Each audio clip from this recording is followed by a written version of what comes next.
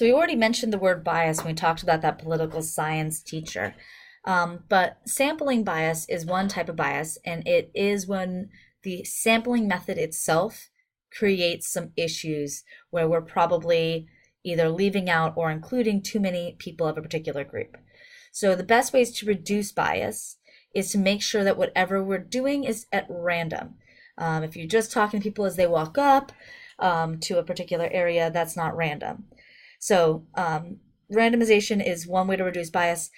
The other is what students always think, that we want to talk to more people. However, in that literary digest example, right, in that last knowledge check, this does not always help. If our sampling method is so flawed in the first place, as in we're talking only to people with telephones in a day and age where not everyone has a telephone, then that doesn't help reduce the bias at all. That just gives us false confidence in our sample when our sample is still completely and utterly wrong. So generally speaking, as long as we have both of these things, we're in good shape. All right, so we have some types of sampling bias that have some lovely names. Under coverage, we talked about before with the census, as well as our political scientists, when you leave out groups, right? So she left out every person not at her college. Non-response bias is that when people are chosen, but they don't respond. And again, we saw this in the political scientist example. She sent out 250 questionnaires, only 104 were returned. And then the last one is response bias, when there's some reason that the behavior of the interviewer or interviewee might influence the outcome of the questionnaire or survey. And we even brought this up in the census. Some of the people who are anti-government may just, because they want to, give incorrect information. And so that would be response bias, that there's some reason that either the interviewer or the interviewee is giving incorrect information. And so one of those examples of response bias is this one from the White House survey.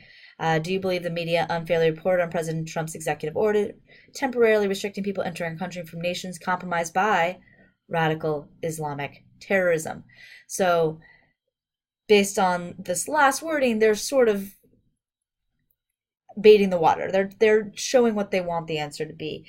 And that's an issue in and of itself. Not only is this another issue that it's on this particular page that you'd have to go to only if you wanted to give your opinion.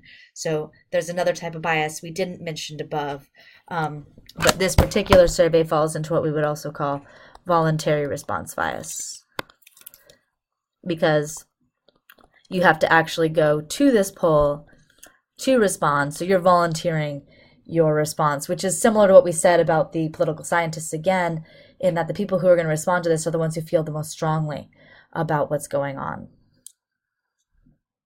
So the last thing I want to say here about this section is this is something I tend to test on. It's not a guarantee, but when I do test on it, I'll either describe a situation and ask which type of bias is the most prevalent, which can be a struggle, but we'll see some of those in the homework. Or I'll just give you a situation like the political scientist one and say, what are some issues with this particular sample? And generally speaking here, I don't care about you knowing the names. I care more about you just knowing the reasoning why this sample might be flawed. And then the names themselves pretty much go along with it exactly what they are. So there's not a whole lot to memorize here. Under coverage, we're not covering everyone. Non-response, people aren't responding. And response, well, if it's a problem, their responses are incorrect. So hopefully this is not a super terrifying part of the lecture notes.